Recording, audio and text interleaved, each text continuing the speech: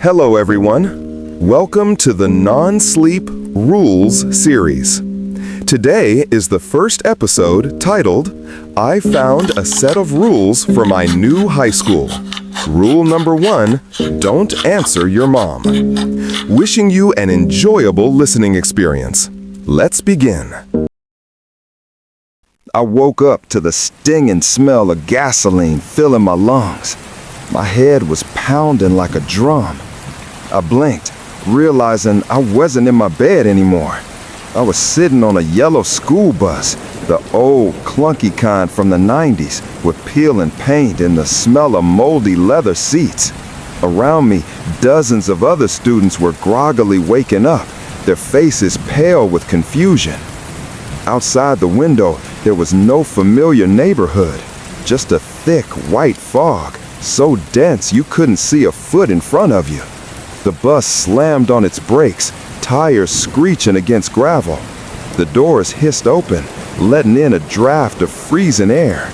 Suddenly, every phone on the bus buzzed at once. A flat, robotic AI voice droned from our speakers in a terrifying unison. Welcome, Class K-24, to St. Omen. Please proceed to the main hall. Time remaining 2 minutes. Warning, do not leave the paved path.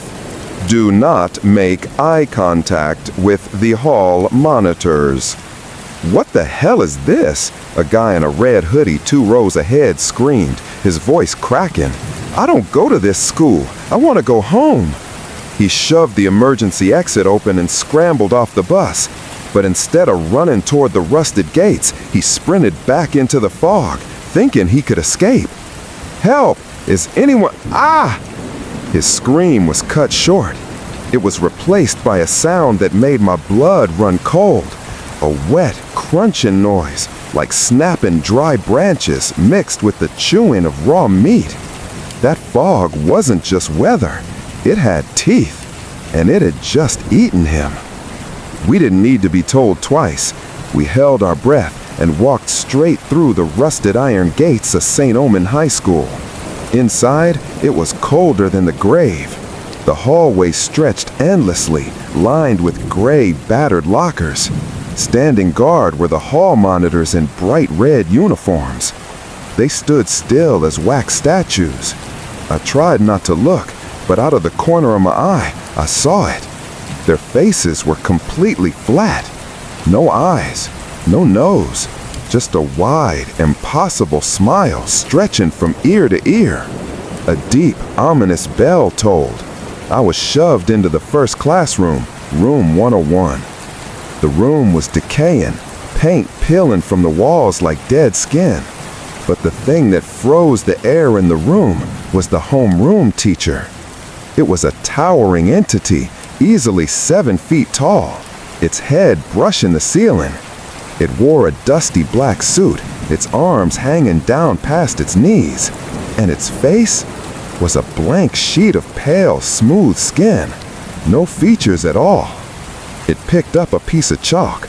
The sound of it scratching against the blackboard was agonizing. Homeroom rules. 1. Sit at the desk engraved with your name. 2. Absolute silence. Crying is prohibited. 3. Roll call. If I call your name, remain silent. If I call your ID number, say present. I found a desk with Alex Walker scratched into the wood, looking like it had been carved by fingernails. I sat down, my heart hammering against my ribs. The faceless teacher began roll call. It had no mouth, but its voice echoed directly inside our skulls, deep, distorted, and wrong. David Miller. A boy by the window, pale and shaken, tears streaming down his face, answered out of pure reflex. Yes, I'm here. The room went deathly silent. David had answered to his name. He broke the rule. The teacher didn't get angry. It simply drifted down from the podium, its footsteps making no sound. It towered over David, slowly raising a long, pale finger to the boy's lips. Shh! I said, silence. The moment that finger touched him, a nightmare unfolded. David's lips began to fuse together like melting wax. His mouth vanished, the skin stretching tight and smooth over where the opening used to be. Then his nose. His face became a blank slate, just like the teacher's. David clawed at his own face in desperation, trying to find a way to breathe, but there was no way in. He collapsed to the floor, thrashing in silence, his eyes bulging, pleading for help. No one moved. The thrashing stopped. The teacher stepped over the body and returned to the podium as if nothing had happened. Moving on, the voice echoed in my head. Alex Walker. My heart skipped a beat. That wasn't the man's voice anymore. It was my mother's voice. Warm, familiar, and heartbreaking. Alex, honey, are you there? A shockwave went down my spine. I almost cried out, almost screamed, Mom. But my hand gripped the student ID card around my neck, its sharp edge cutting into my palm, grounding me. The number was printed in cold black ink, 402. It was calling my name. It was using my memories to bait me. I bit my lip until I tasted copper, staring at the desk, refusing to make a sound. 1 second, 2 seconds, 3 seconds passed. An eternity. The voice in my head shifted back to the cold drone of the entity. ID number 402. I took a shaky breath. Present. The faceless teacher nodded its smooth head. I exhaled, sweat soaking my back. I had survived the first test, but looking at David's suffocated corpse on the floor, I knew the nightmare had only just begun. The smell hit us the moment we crossed the threshold of room 204. It was the stinging scent of formaldehyde mixed with the copper tang of spoiled meat, a smell that made my stomach churn. This was the biology lab, but it looked more like a slaughterhouse. Metal tables were lined up in rows, each covered by a white sheet concealing something that was moving. Our teacher, Mrs. Vane, stood with her back to us, sharpening a rusted scalpel. When she turned around, I had to bite my tongue to keep from screaming. She looked like a patchwork project gone wrong. Her facial skin was stitched together from different people, held in place by thick black thread. One eye was blue, the other brown, and both stared at us through thick glasses smeared with dried blood. Groups of 3, her voice rasped like metal on bone. Pick a table and listen closely. I, Sarah, and Mike, a large jock who was shaking like a leaf, grabbed a table in the corner. The robotic AI voice buzzed in our heads again, delivering our death sentence. Biology lab rules. 1. Each group has 1 specimen. 2. Objective: surgically remove the heart. 3. Crucial: the specimen must remain alive after extraction. If the specimen dies, a group member will become the replacement. Mrs. Vane slammed the handle of her knife onto her desk. Begin. You have 45 minutes. With trembling hands, I pulled back the white sheet. Mike immediately vomited on the floor. The thing on the tray wasn't a frog. It was a humanoid creature, no bigger than a newborn baby, with gray, slimy skin. It had no hair, but 3 pitch-black eyes blinked up at us in terror. It wasn't tied down, but it seemed paralyzed, letting out high-pitched whimpers like a wounded puppy. Mama, Ma. Oh God, it's speaking! Mike backed away, his face devoid of color. I can't do this. I can't cut it. "Shut up and pick up the scalpel," Sarah hissed, snapping on her latex gloves. "If it dies, you're getting on that tray." We started. Cutting into that gray skin felt horrific. It was warm and soft, just like human skin. The creature jerked, its whimpers turning into a piercing shriek. Black blood oozed from the incision. "Find the heart, faster," Sarah ordered, struggling to hold the thrashing creature down. I reached into its wet chest cavity, trying to find a pulse, but the anatomy was all wrong. Intestines and organs were twisted together. Mike, in a state of pure panic, did the stupidest thing possible. He grabbed the knife from my hand and stabbed blindly into the creature's chest, screaming, "Get it out! Just get it out!" "No!" I yelled, but it was too late. The blade severed a main artery. Black blood sprayed the ceiling. The creature convulsed once, its 3 eyes rolling back, and went limp. The mama cries stopped. Silence fell over the room. The heart monitor let out a long, flat tone. The specimen was dead. From the podium, Mrs. Vane walked down. The click-clack of her heels sounded like nails being hammered into a coffin. She stopped at our table, looked at the mangled mess, and then looked at Mike. "Rules are rules," she whispered, a crooked smile stretching across her stitched face. "Specimen ruined. Replacement required." "No, please, it was an accident!" Mike scrambled back, crashing into a display cabinet. Mrs. Vane didn't argue. Her arm moved in a blur. I saw a flash of steel. Mike froze. A thin red line appeared around his neck. His head slowly slid off his shoulders and hit the floor with a heavy thud.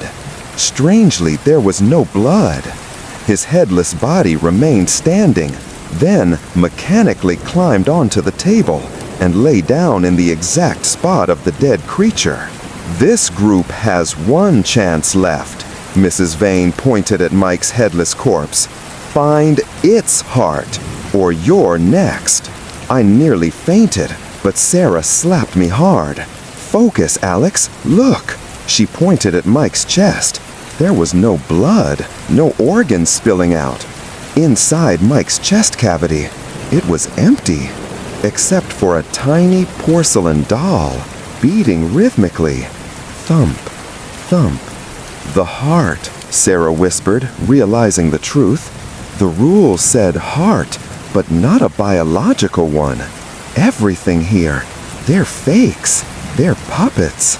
Sarah calmly reached into the hollow chest and gently pulled the porcelain doll out.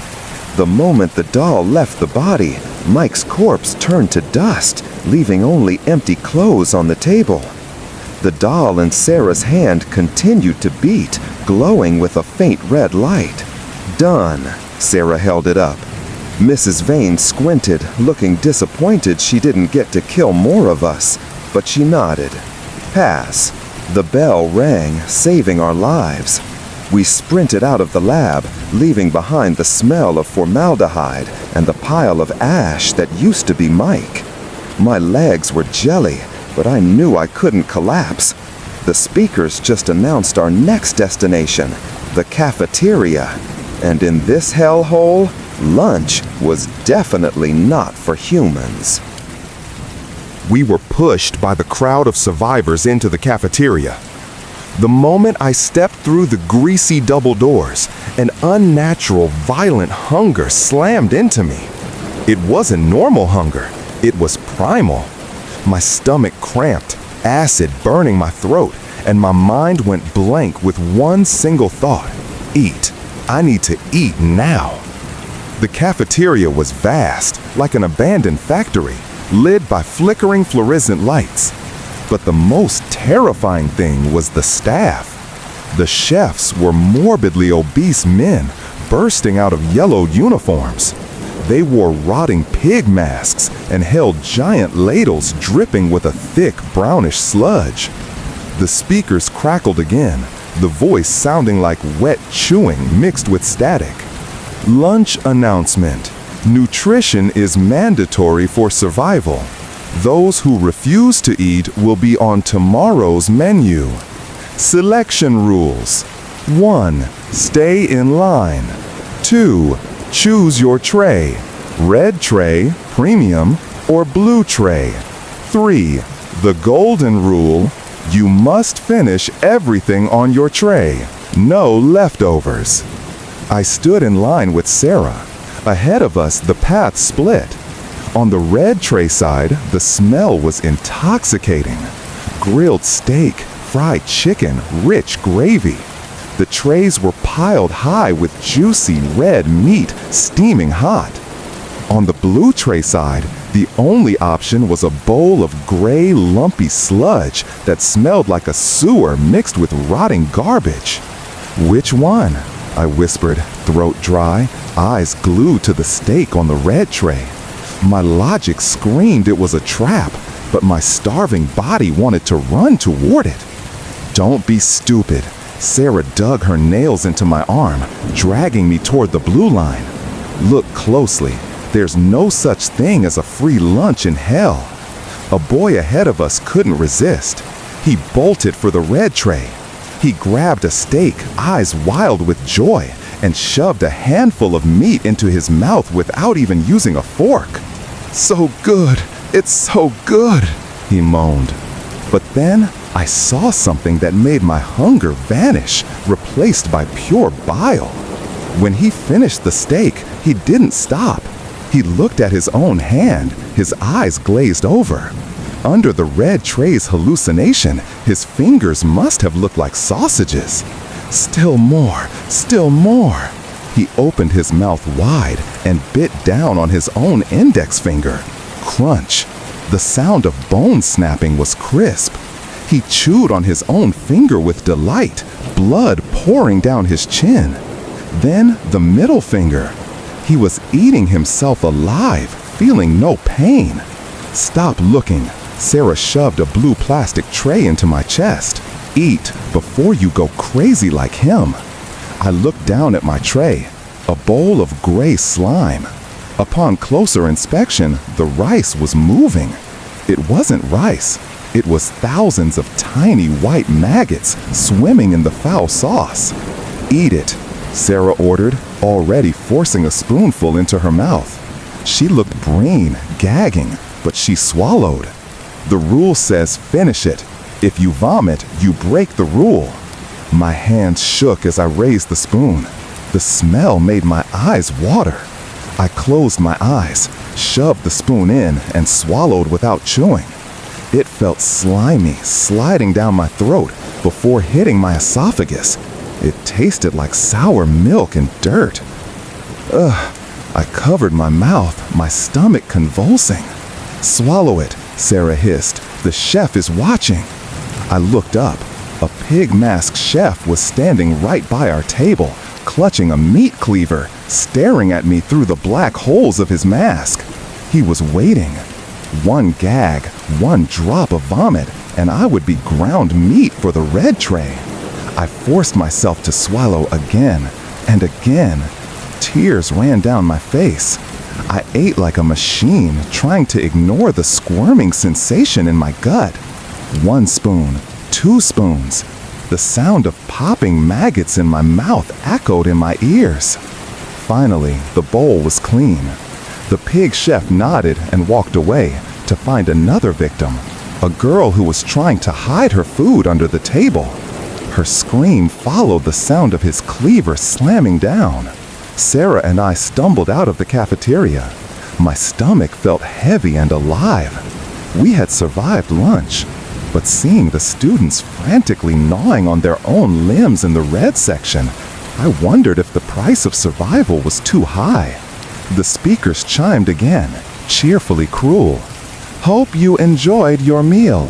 Please proceed to the gymnasium for the physical fitness test. Make sure to run fast. You wouldn't want to regurgitate your lunch." The doors to the gymnasium opened, greeting us with freezing air and the smell of burnt rubber. Inside, it was pitch black, except for spotlights beaming down onto the polished wooden floor, dividing it into running lanes stained with old blood. At the far end, standing under a blinding light, was the coach. He wore a maroon tracksuit, muscles bulging under the fabric. But above his neck, there was nothing, just a cauterized stump. His head was tucked firmly under his left arm, like a football player holding a helmet. The head had a purple, bruised face, eyes bulging, and a silver whistle clamped tightly between its lips. The speakers boomed, this time with a deep male voice, the hauntingly familiar voice of the legendary Fitnessgram Pacer test. The Fitnessgram Pacer test is a multi-stage aerobic capacity test that progressively gets more difficult as it continues. The survivors lined up at the start. Everyone was gasping, pale from holding down the maggot stew. My stomach churned. The things inside me seemed to be panicking too. The head under the coach's arm opened its eyes. The voice didn't come from the speakers anymore, but from the mouth holding the whistle, booming and echoing. Simple rules, maggots. Run from line A to line B before the beep. The speed will increase. If you're slow, if you stop, or if you vomit, you are cut from the team, permanently. Start. Tweet. The whistle shrieked. We ran. Beep. Level 1 was slow, easy. We jogged to the other side, touching the white line. Beep. Turn around, run back. The squeak of sneakers on the floor sounded incredibly loud in the silence. But by level 3, the pace picked up. Beep, beep, beep. A boy in lane 5 started falling behind.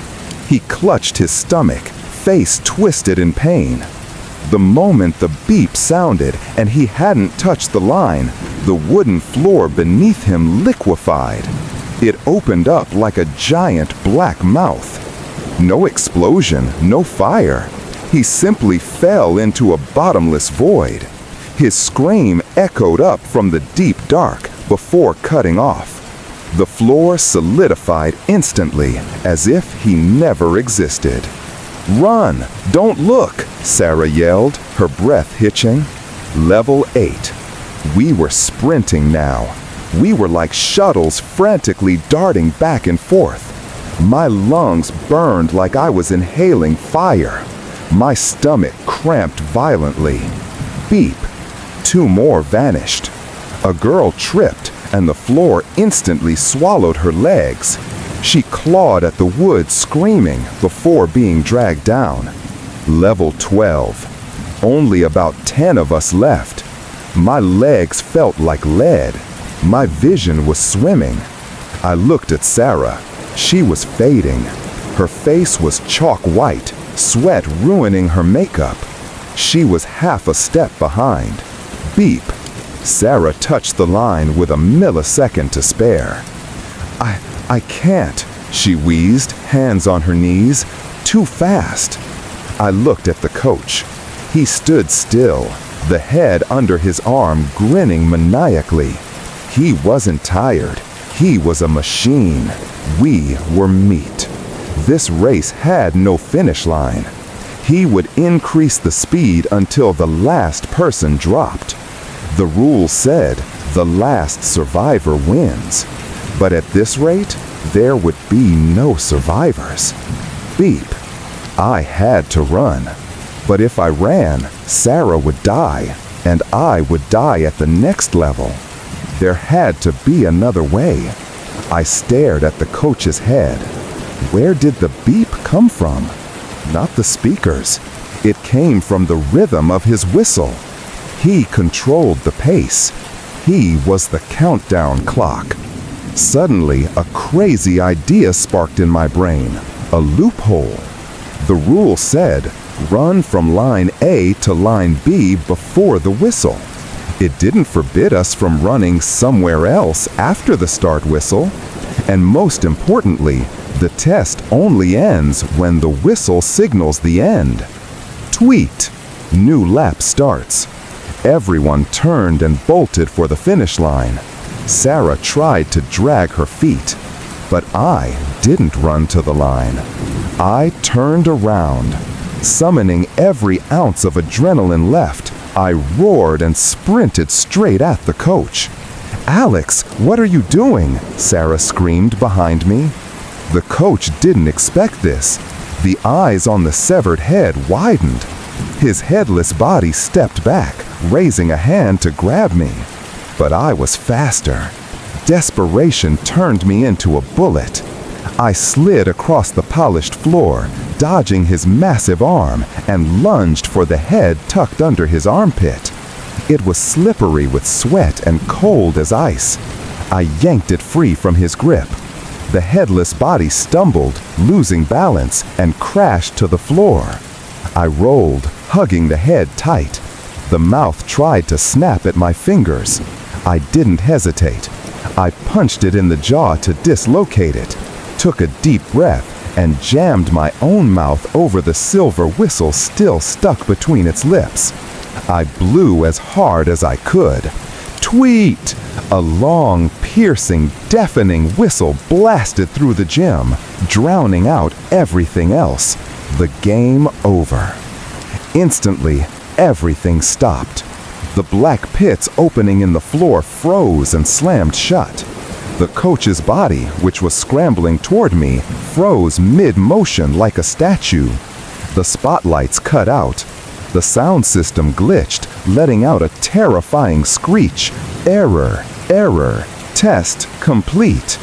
I dropped the head and collapsed on the floor, gasping for air.